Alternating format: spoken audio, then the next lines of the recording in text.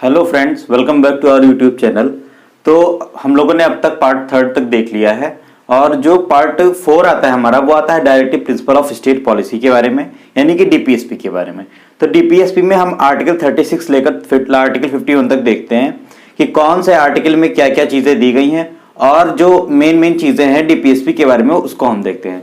तो आइए स्टार्ट करते हैं। तो आर्टिकल पार्ट 4 में हमारे इंडियन कॉन्स्टिट्यूशन के आर्टिकल 36 से 51 तक दिया हुआ है directive principle of state policy.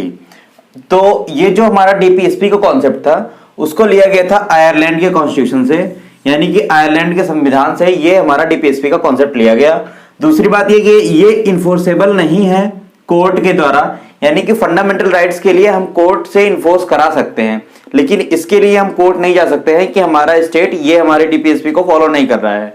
ये स्टेट के पूरे तरीके से मर्जी पे डिपेंड है कि वो चाहे तो डीपीएसपी के कुछ चीजों को फॉलो करे, चाहे तो ना करे।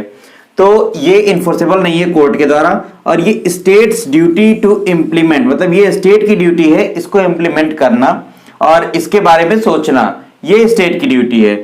फिर ये जो इसके अंदर मेन जो मतलब काफी बार यूपीएससी में पूछा गया और अदर एग्जाम्स में पूछे जाते हैं कि जो हमारे वेलफेयर ऑफ स्टेट यानी वेलफेयर स्टेट का जो कॉन्सेप्ट है, यानी कल्याणकारी राज्य की जो संकल्पना है वो किस पार्ट में है इंडियन कॉन्स्टिट्यूशन के, तो वो पार्ट 4 के डीपीएसपी में दिया गया है कॉन्सेप्ट ऑफ वेलफेयर स्टेट।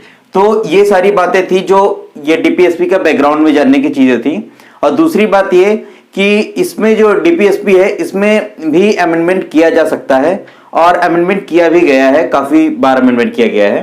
तो ये देखिए, अब स्टार्ट करते हैं आर्टिकल 36 से। तो जो हमारा आर्टिकल 36 है वो बात करता है डेफिनेशन ऑफ स्टेट, यानी कोई एक स्टेट कौन से, किसको हम स्टेट कहेंगे, किसको हम राज्य कहेंगे, इस बात का जो मतलब डेफिनेशन है, परिभाषा है, वो दिया गया है आर्टिकल 36 में। पहले हम तो डीपीएसपी क्या है, directive principle of state policy.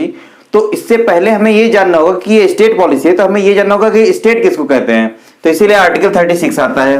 फिर आर्टिकल 37 में आता है application of principles content in this part, यानी कि जो इस पार्ट में प्रिंसिपल्स दिए गए हैं उनको कैसे अप्लाई करेंगे, कैसे इंप्लीमेंट करेंगे, इसकी बात आर्टिकल 37 में की जाती है। तो ये यहाँ पे दो जो आर्टिकल 36 का आर्टिकल 37 थे, तो यहां तक तो आपको सिर्फ ये बताया गया कि क्या स्टेट है, कैसे इंप्लीमेंट करना है। अब आगे जो मेन शुरू होता है आपके लूसेंट में दिया होगा आर्टिकल 38 से, तो 36, 37 में ये सारी बातें दी गई थी। आर्टिकल 38 से स्टार्ट होता है कि डीपीएसपी में क्या चीजें हैं।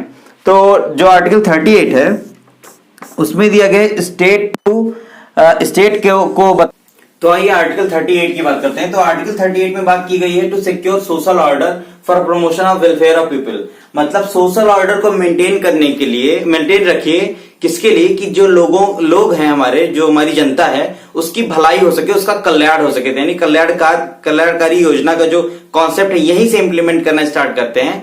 और लोगों के वेलफेयर के लिए यानी लोगों के कल्याण के लिए हमें सोशल ऑर्डर को मेंटेन करना होगा, उसका प्रमोशन करना होगा। तो ये बात कही गई है जिसके अंतर्गत ये बात की जाती है कि लोगों को सामाजिक, आर्थिक और राजनीतिक तीनों न्याय मिल सके।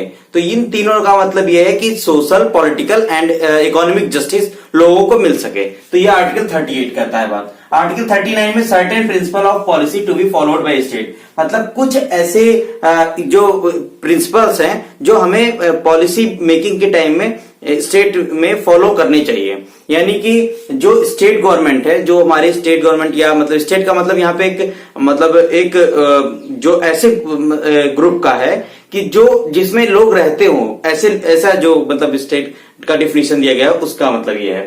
तो वो सेंटर भी हो सकता है, मतलब जो सेंटर स्टेट में, आप ये मत कंफ्यूजिएगा कि स्टेट का मतलब सिर्फ राज्य का यहाँ पे जो हमारे कॉन्स्टिट्यूशन में कॉन्सेप्ट दिया गया है उसका मतलब ये है कि जहां लोग खुद से चुन सके अपने जो गवर्नमेंट है उसको राज्य कहते हैं। तो वो हमारा पूरी कंट्री भी तो हमारा एक राज्य ही है, क्योंकि वहां भी लोग खुद से चुन सकते हैं। तो यहाँ पे बात की गई है कि सर्टेन प्रिंसिपल के बारे में जो पॉलिसी मेकिंग के टाइम में आपको इंप्लीमेंट करना होगा, और उनमें सबसे पहले आता है आर्टिकल 39 है जो बात करता है equal justice and free legal aid. Equal justice का मतलब लोगों के बीच हमें भेदभाव नहीं करना है, इक्वल जस्टिस करना है, यानी समान न्याय का जो कॉन्सेप्ट है वो यहां से आया। एंड फ्री लीगल एड का मतलब ये है कि जो जो हमें निःशुल्क विधिक सहायता देनी है वो कुछ ऐसे जो सर्टेन क्लासेस हैं जो मतलब इकोनॉमिकली बैकवर्ड हैं या इकोनॉमिकली या उनको मतलब सोशल बैकवर्डनेस है उनके अंदर, यानी कि सामाजिक रूप से वो पीछे रह गए या आर्थिक रूप से पीछे रह गए, तो उन्हें फ्री लीगल एड यानी कि निःशुल्क विधिक सहायता दी जाएगी। ये बात आर्टिकल 39A में किया गया, जो हमारा 42nd कॉन्स्टिट्यूशनल अमेंडमेंट था उससे ये ऐड किया गया था। फिर equal pay for equal work, मतलब समान कार्य के लिए समान वेतन, ये वाला कॉन्सेप्ट भी आया उसी टाइम में। तो आर्टिकल 39 ये बात करता है। आर्टिकल 39 भी बात करता है manage public property for public welfare, मतलब जो सामाजिक संपत्ति है या सामाजिक जो धन है हमारा, उसको पब्लिक वेलफेयर यानी समाज के कल्याण के लिए आपको मैनेज करना है। तो ये बात की गई है आर्टिकल 39B में। तो जैसे हमारी जो पॉलिटिकल पार्टीज हैं वो क्या करती हैं, जब उनके एजेंडे में ये हमेशा रहता है कि जो हमारा ये पब्लिक का मतलब पूरा प्रॉपर्टी उनके पास रहता है जो टैक्स से जाता है, उसको वो बताते हैं कि हाँ हम ये चीज बनवाए, ये चीज बनवाए, सड़क बनवाए या कोई मंदिर बनवाए या मस्जिद बनवाए। तो ये सारी बातें वो इसीलिए बताते हैं क्योंकि वो ये बताना चाहते हैं कि ये मैनेज कर रहे हैं पब्लिक प्रॉपर्टी को पब्लिक वेलफेयर के लिए। तो ये आया 39B में। 39C में जो बात की जाती है वो इक्वल डिस्ट्रीब्यूशन ऑफ मनी, यानी कि जो भी सरकार के पास धन है उसको इक्वली वो डिस्ट्रीब्यूट कर रहे हैं, इसको भी वो बार बार लाते हैं। जैसे यूपी की बात करें तो यूपी में बार बार ये होता है कि जब कोई गवर्नमेंट आती है तो कोई नया स्कीम लाती है कि अगर बच्चे 10th 12th में अच्छा परसेंटेज लाते हैं तो उनको लैपटॉप बांटे जाएंगे या टैबलेट्स बांटे जाएंगे या मोबाइल फोन बांटे जाएंगे।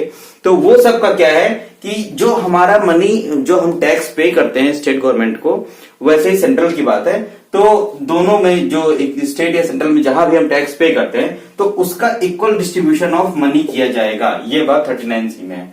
फिर जो बहुत इंपॉर्टेंट है, ये कई बार एग्जाम से पूछा जाता है, इसको आप कायदे से देख लीजिए कि आर्टिकल 40 बहुत ही ज्यादा इंपॉर्टेंट है। और कुछ ऐसे आर्टिकल्स हैं ये हमारे डीपीएसपी के जो एग्जाम्स में स्पेसिफिकली पूछे जाते हैं, तो वो आप जरूर देख लीजिएगा। जैसे आर्टिकल 40 हो गया, इसको इंपॉर्टेंट मार्क कर लीजिएगा। तो ये आर्टिकल 40 बात करता है ऑर्गेनाइजेशन ऑफ विलेज पंचायत, यानी जो हमारे गांव में पंचायत यानी जो ग्राम पंचायत का कॉन्सेप्ट आता है उसका ऑर्गेनाइजेशन करना, उसको संगठित करना, ये बात आती है आर्टिकल 40। तो ये पूछता है कि जो ग्राम पंचायत का जो कॉन्सेप्ट आया वो डीपीएसपी के किस आर्टिकल में दिया हुआ है, ये पूछा जाता है। या ये पूछ लिया जाता है कि राज्य के नीति निर्देशक तत्व में किस आर्टिकल में ग्राम पंचायत के संगठन की बात की गई है। तो ये आर्टिकल 40 याद रखिएगा इसको। और आप एक बात और याद कर लीजिए कि जो हमारा डीपीएसपी है वो 3 टाइप्स ऑफ कॉन्सेप्ट से मिलकर बना है, 3 टाइप्स ऑफ प्रिंसिपल से मिलकर बना है। एक तो हो गया सोशलिस्ट प्रिंसिपल, जिसमें ये स्टार्टिंग में जो सोशल बातें करता है। दूसरा हो गया ये जो विलेज वाली बात करता है, ये हमारे गांधीयन प्रिंसिपल से आता है। जो गांधी जी थे वो गांवों को जो हमारा भारत है उसका हृदय कहते थे। तो यानी कि यहां से कॉन्सेप्ट जो आता है विलेज पंचायत का जो कॉन्सेप्ट आया वो आया आप कहां से, वो आया कि गांधी जी के प्रिंसिपल से, यानी गांधीयन प्रिंसिपल से। आर्टिकल 40 है तो आर्टिकल 40 तो आप इसमें 0 है तो गांधी जी के आप जो बाल नहीं था सर पे उससे याद कर सकते हैं कि 40 मतलब ऑर्गेनाइजेशन ऑफ विलेज पंचायत। फिर आर्टिकल 41 जो है वो बात करता है right to work to education to public assistance in certain cases, मतलब जो हमारा कुछ ऐसे जो हमारे केसेस हैं, मतलब जो कुछ ऐसे हमारे कुछ ऐसे पार्ट्स हैं, जो हमारे कुछ ऐसे सर्टेन क्लासेस हैं कि इनको राइट चाहिए वर्क के लिए। जैसे मनरेगा आया तो मनरेगा में क्या है कि जो कुछ ऐसे मतलब हमारे जो क्लासेस हैं स्पेसिफिकली जिनको राइट टू वर्क दिया जाता है, यानी काम का अधिकार दिया जाता है।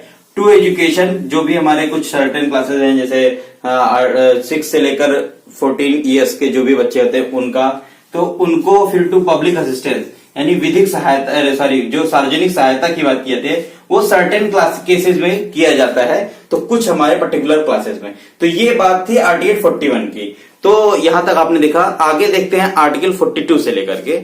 तो आइए हम देखते हैं आर्टिकल 42 को। तो आर्टिकल जो 42 है हमारा वो provision for just and human condition of work and maternity relief, तो जैसे कि आप लोग देखते होंगे कि जब मतलब महिलाएं जो भी मतलब जिनको बच्चा होने वाला रहता है या बच्चा हुआ रहता है, वो जब काम करती है किसी फैक्ट्री वगैरह में या कहीं भी, तो वहां पे क्या होता है कि जो वहां का मतलब ओनर होता है जो काम करवाता रहता है, ठेकेदार जो उनका होता है कॉन्ट्रैक्टर, तो वो क्या करता है कि उन लोगों को रिलीफ देता है, मतलब उन लोगों को कहता है कि ठीक है अभी आप काम मत करो। तो ये ऐसा नहीं है कि ये सारे लोग प्यार में ही कर रहे हैं, मतलब वो उनके अंदर इतनी मानवता आ गई है, इतना ज्यादा वो ह्यूमैनिटी उनके अंदर आ गई है कि वो आराम से ऐसे कर रहे हैं कि ऐसे। ये जो हमारा मतलब ये अधिकार जो मिला है हमें, वो मतलब जो हमारा स्टेट गवर्नमेंट है उसको उसके द्वारा इम्प्लीमेंट किया जाता है कि provision for just and human condition, मतलब जो मानवीय व्यवहार आप करिए किसी भी काम के लिए,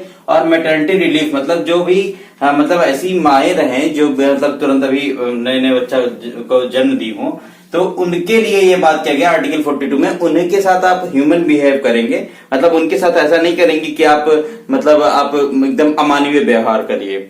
तो ये बात की जाती है। आर्टिकल 43 जो है वो बात करता है living ways for workers and promotion of cottage industry.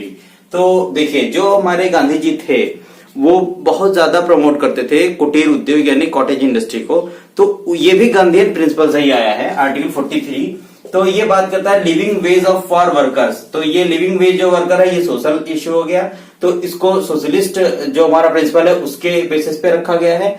और जो प्रमोशन ऑफ कॉटेज इंडस्ट्री है इसको गांधीयन प्रिंसिपल से लिया गया है। तो जो भी हमारे जो मतलब वर्कर रहेंगे, मजदूर रहेंगे या मतलब जो काम करने वाले लोग रहेंगे, उनके लिए लिविंग वेज मतलब कि उनके लिए एक ठीक ठाक मतलब आप वेज रखिए, मजदूरी रखिए, उसकी बात इसमें की जाती है। और ये प्रमोशन ऑफ कॉटेज इंडस्ट्री मतलब कॉटेज इंडस्ट्री कुटीर उद्योग का प्रमोट करिए, ये जो हमारा स्टेट पॉलिसी है उसमें इंप्लीमेंट होना चाहिए, ये आर्टिकल 43 कहता है। और कई बार ये पूछा गया है, देखिए ये दो इंपॉर्टेंट बहुत ज्यादा है, एक तो आर्टिकल 43 बहुत इंपॉर्टेंट है, बहुत बार पूछा गया है, और एक तो आर्टिकल 44। और आर्टिकल 43 जो इंपॉर्टेंट है उसमें मेन ये नहीं पूछा जाता लिविंग वेज फॉर वर्कर्स, ये पूछा जाता है कि प्रमोशन ऑफ कॉटेज इंडस्ट्री किस आर्टिकल में दिया गया है। फिर जो बहुत इंपॉर्टेंट है वो है आर्टिकल 44, वो बात करता है uniform civil code for citizens, मतलब कि यूनिफॉर्म सिविल कोड का मतलब यह है कि समान न्याय संहिता सबके लिए लागू होगा, इसकी बात ये करता है। तो आर्टिकल 44 में हम देखते हैं कि जो हमारा मतलब आर्टिकल 44 आप देख ऐसे याद रख सकते हैं कि 4 और 4 मतलब 4 यानी कि 44 यानी इक्वल है दोनों, तो इसलिए क्या बात करेगा, नागरिकों के लिए एक समान न्याय संहिता या समान सिविल संहिता की बात ये करता है। तो आप ऐसे याद रख सकते हैं यूनिफॉर्म सिविल कोड, यूनिफॉर्म की बात मतलब यूनिफॉर्म का मतलब होता है इक्वल, तो या समान सब कुछ, तो इक्वल का या समानता की जब बात किए थे तो 44 आ गया, तो यानी 44। तो इस तरीके से आप याद रख सकते हैं। फिर देखिए आर्टिकल 45 में जो बात किया गया है वो बात किया गया है provision of early childhood care and education below age of 6 years. तो मतलब जो आपने देखा कि 6 to 14 ईयर्स के जितनी एज वाले बच्चे हैं उनके लिए जो हमारा एजुकेशन का राइट दिया गया वो दिया गया हमारे फंडामेंटल राइट्स में, और बिलो एज ऑफ 6 ईयर्स जो है उसकी हम बात करते हैं, ये हमारे डीपीएसपी में दिया गया है आर्टिकल 45 में, ये भी बहुत बार पूछा जाता है। तो ये प्रोविजन ऑफ अर्ली चाइल्डहुड मतलब अर्ली चाइल्डहुड जो चाइल्डहुड के टाइम पे जो केयर रहता है उसके प्रोविजन की बात की जाती है। और जो हमारे 6 ईयर के एज से बिलो वाले बच्चे हैं उनके एजुकेशन की बात की जाती है, तो ये भी पूछा जाता है। यहाँ ये वाला पार्ट इसमें इंपॉर्टेंट है कि ये आप इंपॉर्टेंट मार्क कर लीजिएगा कि education below age of 6 years किस आर्टिकल में दिया गया, तो वो आर्टिकल 45 में बात किया जाता है डीपीएसपी में। फिर आर्टिकल 46 जो है वो बात करता है promotion of education and economic interest of educational economic interest of SC STs and other weaker section. हमारे संविधान में कहीं भी पहले ये मेंशन नहीं था कि हम अदर बैकवर्ड क्लास कोई रहेगा, उसको अन्य पिछड़ी जातियां कहते हैं अदर बैकवर्ड क्लासेस को, लेकिन जो हमारे मतलब बेसिक जो हमारा वो कॉन्स्टिट्यूशन था उसमें बात की गई थी अदर वीकर सेक्शन की, यानी कमजोर वर्ग की, दुर्बल वर्ग की बात की गई थी। तो ये जो एजुकेशनल और इकोनॉमिक इंटरेस्ट की बात की जाती है इनका प्रमोशन करना किसके लिए? SC ST या अदर वीकर सेक्शन, कोई भी वीकर सेक्शन हो या जो शेड्यूल कास्ट और शेड्यूल ट्राइब्स हैं उनके लिए उनके इंटरेस्ट जो एजुकेशनल और इकोनॉमिक इंटरेस्ट को प्रमोट करना, यानी वो पढ़ें और उनका जो इकोनॉमिक मतलब जो आर्थिक उनका स्थिति है वो सही हो, उसकी बात के लिए आर्टिकल 46 में कहा गया है। आर्टिकल 47 बात करता है, ये भी इंपॉर्टेंट इस टाइम के लिए हो गया है क्योंकि अभी आप लोग जान रहे हैं कि जो कोविड का टाइम चल रहा था तो उस टाइम में ये काफी ज्यादा कॉन्फ्लिक्ट हो रहा था कि ये तो स्टेट का सब्जेक्ट है, इसमें गवर्नमेंट क्यों रूल बना रही है। तो ये देखिए, ये पूछा जा सकता है कि ये देखिए पहले ये देख लीजिए बात किस चीज का करता है। आर्टिकल 47 बात करता है न्यूट्रिशन लेवल का, लिविंग स्टैंडर्ड का एंड पब्लिक हेल्थ को इम्प्रूव करने का। तो ये सारी चीजों को इम्प्रूव करने के लिए बात करता है आर्टिकल 47। और जो पब्लिक हेल्थ है इसी के लिए पूछा जा सकता है कि जो हमारे पब्लिक हेल्थ का कॉन्सेप्ट है वो डीपीएसपी के किस आर्टिकल में दिया गया है? वो आर्टिकल 47 में दिया गया है। तो आप ये याद रखिएगा। तो क्योंकि कोविड की वजह से ये इंपॉर्टेंट हो जाता है, जितने भी हेल्थ रिलेटेड इश्यूज या हेल्थ रिलेटेड आर्टिकल्स है वो इंपॉर्टेंट आपके लिए हो जाते हैं, तो आप ये याद रख सकते हैं। फिर आर्टिकल 48 में जो बात किया जाता है ये भी बहुत इंपॉर्टेंट है, कई बार पूछा गया है, स्टेट पीसेस में तो कई बार पूछा गया है। तो आप ये याद रखिएगा कि organisation of animal agriculture and animal husbandry. अब देखिए ये इसलिए इंपॉर्टेंट है, देखिए करंट रिलेटेड इश्यूज हमेशा इंपॉर्टेंट रहते हैं और आप इसको जब मतलब आपके एग्जाम में आ जाता है तो आप सोचते हैं कि यही चीजें क्यों पूछी गई हैं। तो इसका देख लीजिए क्या रीजन है कि जो आर्टिकल 48 है वो बात करता है organisation of an agriculture and animal husbandry. मतलब एग्रीकल्चर का मतलब होता है कृषि। तो अभी कृषि बिल पे जो भी इतना बवाल घमासान चल रहा है वो देख ही रहे हैं आप लोग, तो इसीलिए इंपॉर्टेंट हो जाता है आर्टिकल 48। और एनिमल हस्बेंड्री की बात की जाती है, मतलब पशुपालन की बात की जाती है। तो ये दोनों का जो संगठन यानी कि कृषि एवं पशुपालन का संगठन, ये आर्टिकल 48 बात करता है। आप याद रखिएगा इसको, और ये इंपॉर्टेंट हो जाता है कृषि के दृष्टिकोण से देखा जाए तो। और अब आइए आगे देखते हैं क्या क्या है। तो जो हमारा आर्टिकल 48 ए करता है, मतलब जिसका प्रोविजन है, तो आर्टिकल 48 में ए में बात की गई है protection and improvement of environment. मतलब कि हमारे पर्यावरण का प्रोटेक्शन मतलब संरक्षण और सुधार मतलब इम्प्रूवमेंट। तो यानी कि जो हमारा इन्वायरमेंट है उसका हम कैसे प्रोटेक्ट करेंगे उसको और कैसे उसमें इम्प्रूवमेंट करेंगे, उसकी बात की जाती है आर्टिकल 48A में। And safeguarding of forest and wild life, यानी कि जो हमारे वन बचे हुए हैं, जंगल बचे हुए हैं, उनको कैसे हम सेफ गार्ड करें, और जो वहां पे वन्य जीव है यानी कि वाइल्ड लाइफ जो है उनको कैसे हम प्रोटेक्ट करें, उसकी बात की जाती है आर्टिकल 48A में। और ये हमारा 48A जो ऐड किया गया वो भी हमारे उससे ऐड किया गया, क्या कहते हैं, अमेंडमेंट से ऐड किया गया। फिर आर्टिकल 49 जो बात करता है वो बात करता है protection of monuments, places and object of national importance. मतलब जो हमारे राष्ट्रीय महत्व के स्मारक हैं या स्थान हैं या कोई भी ऐसा वो है ऑब्जेक्ट है, वस्तु है कोई ऐसी जो हमारे नेशनल इंपॉर्टेंस का है, तो उसकी जो प्रोटेक्शन की बात की जाती है, उसकी सुरक्षा की बात की जाती है, वो आर्टिकल 49 में बात की जाती है। तो इसमें जो इंपॉर्टेंट है आपका वो आर्टिकल 48 बहुत इंपॉर्टेंट है। कई बार पूछा जाता है कि इन्वायरमेंट प्रोटेक्शन की जो बात की गई है डीपीएसपी में किस आर्टिकल में की गई है, तो आर्टिकल 48A में की गई है। फिर दूसरा जो इंपॉर्टेंट है वो आर्टिकल 50 है और 51 है। तो यानी कि ये जो तीन है हमारे आर्टिकल, ये जो लास्ट वाले, ये बहुत ही ज्यादा इंपॉर्टेंट है और कई बार एग्जाम्स में पूछे जाते हैं। तो इसको आप ध्यान से देख लीजिए और कोई भी तरीका लगा सकते हैं आप याद करने का। तो ऐसे देखिए, जो आर्टिकल 49 बात किया वो मॉन्यूमेंट्स को और प्लेसेस को और ऑब्जेक्ट्स को प्रोटेक्ट करने का जो हमारे नेशनल इंपॉर्टेंट के हैं। आर्टिकल 50 बात करता है separation of judiciary from executive. मतलब कि जो हमारी जुडिशरी है, न्यायपालिका है, उसको कार्यपालिका से सेपरेट करने की जो बात करता है वो आर्टिकल 50। तो आपको आप ऐसे याद रख सकते हैं कि 50 का मतलब 50-50%।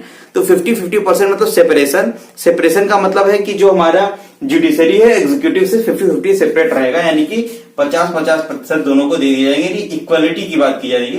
तो ये आप 50 से सेपरेशन याद रख सकते हैं। फिर आर्टिकल 51 में जो बात की जाती है वो बात की जाती है promotion of international peace and security, यानी कि अंतरराष्ट्रीय शांति और सुरक्षा की जो बात की जाती है वो आर्टिकल 51 में, वो भी हमारे डीपीएसपी में दिया गया है। तो आपने अभी तक पूरे आर्टिकल्स देखे डीपीएसपी के, आर्टिकल 36 से लेकर के आर्टिकल 51 तक। और अब जो अमेंड किया गया हमारे कॉन्स्टिट्यूशन में, जो बहुत ही बड़ा चेंज था, जो 42nd अमेंडमेंट 1976 का था, जिसके थ्रू हमारा आर्टिकल 51A ऐड किया गया है, जिसमें हम एक नया पार्ट 4A ऐड किए जो हमारा फंडामेंटल ड्यूटीज की बात करता है, वो हम आगे देखेंगे। तो पहले आप ये जो इंपॉर्टेंट मैंने बताया, जैसे कि मैंने 40 को इंपॉर्टेंट बताया, जो 40 आप गांधी जी से याद रख सकते हैं कि ऑर्गेनाइजेशन ऑफ विलेज पंचायत की बात की जाती है, वो बहुत इंपॉर्टेंट है। फिर 44 जो हमारा यूनिफॉर्म सिविल कोड की बात करता है, उसकी बात की जाती है। फिर 48A जो हमारे इन्वायरमेंट प्रोटेक्शन की बात करता है, उसको याद रखिएगा। और आर्टिकल 50 जो है वो हमारा जो separation of judiciary from executive की बात करता है, उसको याद रखिएगा। आर्टिकल 51 जो हमारे इंटरनेशनल पीस और सिक्योरिटी की बात करता है, उसको याद रखिएगा। तो ऐसे ऐसे जो मैंने आर्टिकल्स इंपॉर्टेंट बताए हैं, उसको जरूर याद रखिएगा और एग्जाम्स में काफी बार पूछा जाता है। और मेनली जो अभी इश्यूज चल रहे हैं, जैसे हमारा एग्रीकल्चर का इशू चल रहा है और अभी जो हेल्थ का इशू था, तो ये दोनों के जो रिलेटेड आर्टिकल्स है वो जरूर याद रखिएगा। तो आपको सारे आर्टिकल्स नहीं याद करने होते हैं, सिर्फ वो याद करने होते हैं जो अभी करंट इश्यूज में चल रहा है, या जो मतलब ऑलवेज चलने वाला इश्यू है, जैसे हमारा एनवायरमेंट प्रोटेक्शन हो गया, तो वो लगातार चलता ही रहता है। तो और उसमें क्लाइमेट के काफी ज्यादा मतलब मीटिंग्स होते रहते हैं, तो क्लाइमेट या एनवायरमेंट का, तो उसको आप मतलब रेगुलर आप उसको एक बार आप याद कर लेंगे, आपके दिमाग में वो चीज रहनी चाहिए, तो वो मतलब आपकी काफी एग्जाम्स में बार बार पूछे जाते हैं। तो आगे हम आपको पढ़ाएंगे जो हमारा 51A है, यानी कि आर्टिकल पार्ट 4A जो हमारे फंडामेंटल ड्यूटीज की बात करता है। ये अब देखते हैं हमारे फंडामेंटल ड्यूटीज की जो हमारे पार्ट 4A में दिए गए हैं उनके बारे में। तो पार्ट 4A 51A हमारा आर्टिकल, और इसमें हम बात करते हैं फंडामेंटल ड्यूटीज की, जो कि हमारे 1976 में हुए 42nd अमेंडमेंट से ऐड किया गया। तो इसके बारे में देखते हैं। जो हमारा एक कांग्रेस गवर्नमेंट थी, उसने एक कमेटी बनाई थी जो सरदार सवर सिंह जी के हेड मतलब जो ये नेतृत्व कर रहे थे, इसके हेड थे। इस कमेटी को सरदार सवर सिंह जी के नाम पे ही रखा गया। तो सरदार सवर सिंह कमेटी बनाई गई। 42nd कॉन्स्टिट्यूशनल अमेंडमेंट उसने 1976 में किया, जिससे हमारा fundamental duties part 4A add हुआ और आर्टिकल 51A ऐड हुआ। तो हमारे जो मतलब जब हमारा ये बनाया गया, फंडामेंटल ड्यूटीज ऐड किए गए हमारे उसमें कॉन्स्टिट्यूशन में, आर्टिकल पार्ट 4A ऐड जब किया गया, तो क्या किया गया, उस समय जो हमारे टोटल फंडामेंटल ड्यूटीज थे, वो हमारे फंडामेंटल ड्यूटीज टोटल उस टाइम में 10 थे।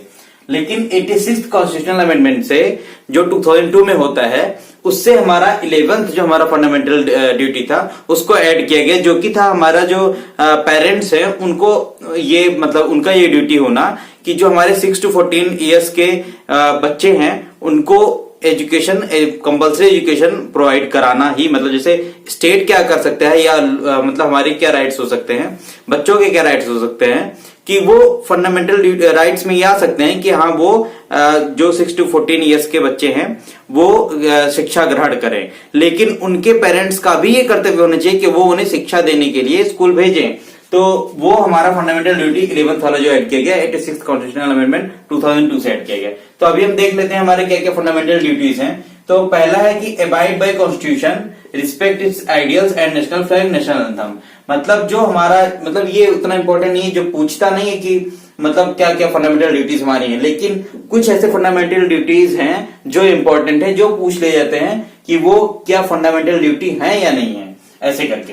तो अबाइड बाय कॉन्स्टिट्यूशन मतलब कॉन्स्टिट्यूशन को फॉलो करना, यानी संविधान को के लिए बाध्य रहना। रिस्पेक्ट इट्स आइडियल्स, इसके जो आइडियल्स हैं, इसके जो मतलब विचारधारा है, उसको वो रिस्पेक्ट करना, उसका जो इसके आदर्श है उसका रिस्पेक्ट करना। नेशनल फ्लैग और नेशनल एंथम का रिस्पेक्ट करना, ये हमारे जो सिटीजन्स हैं इंडिया के, उनका ये कर्तव्य होना चाहिए। फिर to cherish and follow noble ideals of freedom struggle, यानी जो हमारा स्वतंत्रता आंदोलन हुआ था, तो उस टाइम में जो हमारे आइडियल्स थे, जो हमारे आदर्श थे, उनको चेरिश करना, यानी कि उनको फ्लरिश करना, मतलब उनको बढ़ाना और उनको फॉलो करना, उनका पालन करना। फिर उसके बाद आता है to uphold and protect sovereignty, unity and integrity of India, मतलब जो हमारा इंडिया है उसकी सॉवरेनिटी, यूनिटी और इंटीग्रिटी, मतलब कि उसकी जो अखंडता और एकता और संप्रभुता, इसको बनाए रखना, ये और अपहोल्ड करना और प्रोटेक्ट करना, दोनों मतलब बनाए रखना और सुरक्षित रखना, ये हमारी ड्यूटी होनी चाहिए। फिर टू डिफेंड द कंट्री, मतलब कंट्री को देश की रक्षा यानी देश की रक्षा के लिए हमेशा तत्पर रहना, ये बात की गई है। और इसके बाद फिर ये जो to promote harmony and spirit of common brotherhood, मतलब आपस में भाईचारा और सामंजस्य स्थापित करना, इसकी भावना को बढ़ाना। फिर to value and preserve rich heritage, मतलब जो हमारा जो रिच हेरिटेज है उसको प्रिजर्व करना और उसको वैल्यू करना, मतलब उसका महत्व समझना, ये हमारा फंडामेंटल ड्यूटी है। फिर ये आता है to protect and improve natural environment. ये देखिए ये इंपॉर्टेंट है, ये इंपॉर्टेंट इस पॉइंट ऑफ व्यू से है कि पूछ लिया जाता है कि मतलब आपको पूछ लिया जाएगा कि हमारे फंडामेंटल ड्यूटीज, फंडामेंटल राइट्स और जो डीपीएसपी है, तीनों में कौन सा ऐसा जो सब्जेक्ट है जो तीनों में आता है। तो उसमें ऑप्शन कई दे दिए जाएंगे, जैसे ग्राम पंचायतों का बात कर लिया जाएगा या कोई और अदर बात कर लिया जाएगा, और एक ऑप्शन दे दिया जाएगा इन्वायरमेंट का। तो इन्वायरमेंट तीनों जगह पे दिया हुआ है, ये खास बात है इसकी कि ये जो इन्वायरमेंट का इश्यू है, मतलब जो प्रोटेक्शन ऑफ इन्वायरमेंट की बात की गई है, वो हमारे आर्टिकल 21 में राइट टू लाइफ में दिया गया है, फंडामेंटल राइट्स में। फिर हमारे डीपीएसपी में दिया गया है, डीपीएसपी में ये 48A में दिया गया है। फिर हमारे इसमें जो दिया गया है फंडामेंटल ड्यूटीज में भी 51A में ये दिया गया है। फिर आगे देखते हैं to develop scientific temper and humanism. तो लॉकडाउन टाइम में आपने देखा कि बहुत सारे ऐसे व्हाट्सएप मैसेजेस हो रहे थे कि रामायण में ये निकल रहा है, मतलब बाल निकल रहा है, ऐसा हो रहा है, वैसा हो रहा है। तो उस चीज को भी हमारा ये कर्तव्य बनता है कि उस चीज को हम मिनिमाइज करें, मतलब जो ऐसे जो हमारे वो है, मतलब अंधविश्वास हम लोग का है, जो इसको भी हम लोग मतलब मिनिमाइज करें या खत्म करें। तो हम अपने अंदर साइंटिफिक, अपने और सोसाइटी के अंदर साइंटिफिक टेम्पर डेवलप करें, ह्यूमनिज्म मतलब मानवतावाद हम लोग डेवलप करें। तो ये 8 से आगे देखते हैं 9 से क्या क्या चीजें कही गई। तो जो हमारा 9th फंडामेंटल ड्यूटी है वो है टू सेफगार्ड पब्लिक प्रॉपर्टी, यानी सार्वजनिक संपत्ति की सुरक्षा करना। अच्छा, हम लोग क्या करते हैं जब हम लोग कहीं आते जाते हैं, जैसे ट्रेन वगैरह में, तो देखते हैं कि अच्छा ये तो ट्रेन है यानी सरकार की संपत्ति है, तो सरकार की संपत्ति जान के हम उसको तोड़ते फोड़ते हैं, उसकी चीजें निकाल ले जाते हैं, ऐसा कुछ करते हैं। तो ये सब हम लोग बेवकूफी करते हैं, क्योंकि जो एक्चुअल में वो संपत्ति है, सरकार तो कोई है ही नहीं, हम ही लोग टैक्स पे करके उसको ट्रेन वगैरह बनवाते हैं, हमारे ही टैक्स के पैसे से वो चीजें बनती हैं, और हम लोग अपना ही नुकसान करते रहते हैं और हमें पता ही नहीं होता, हमें लगता है ये तो गवर्नमेंट की चीजें हैं। तो वैसे ही पब्लिक प्रॉपर्टी जो है इसको सेफ गार्ड करना, यानी जो हमारी जो ये रोडवेज बसेस चलती हैं वो उनकी, या जो हमारे ट्रेन चलती हैं उन सबको हमें सेफ गार्ड करना चाहिए, पब्लिक प्रॉपर्टी है ये सब। फिर नेक्स्ट आता है to strive excellence in all spheres, यानी सभी क्षेत्रों में एक्सीलेंस, यानी कि मतलब अपने स्तर को ऊंचा करना, इसकी बात भी हमारी फंडामेंटल ड्यूटी में की जाती है कि जितने भी हमारे क्षेत्र हैं उनमें हम एक्सीलेंस हासिल करें। फिर जो हमारा लास्ट ऐड किया गया 11th वाला हमारा fundamental duty 86th constitutional amendment 2002 से इसको ऐड किया गया। ये ऐड किया गया, इसमें कहा गया to provide opportunities for education to child between age from 6 to 14 years, यानी 6 से 14 साल के बच्चों के लिए हर माता पिता का ये कर्तव्य होना चाहिए कि वो अपने बच्चों को प्राथमिक शिक्षा प्रदान करे जो 6 से 14 साल के बीच में है, ऐसे बच्चों को। तो ये इंपॉर्टेंट हो जाता है, तो ये बात आप याद रखिएगा। तो इस तरीके से आपको फंडामेंटल ड्यूटी और फंडामेंटल ड्यूटी, फंडामेंटल राइट और डीपीएसपी, ये तीनों पार्ट्स आपके कवर हो गए। आगे मैं आपको पढ़ाऊंगा कि जो हमारा यूनियन गवर्नमेंट है उसमें क्या क्या चीजें, जैसे हमारे राष्ट्रपति हो गए, लोकसभा, राज्यसभा, फिर जो संसद हमारा है उसके बारे में, तो ये सारी चीजें मैं आगे पढ़ाऊंगा। तो मिलते हैं नेक्स्ट वीडियो में। Okay, thank you.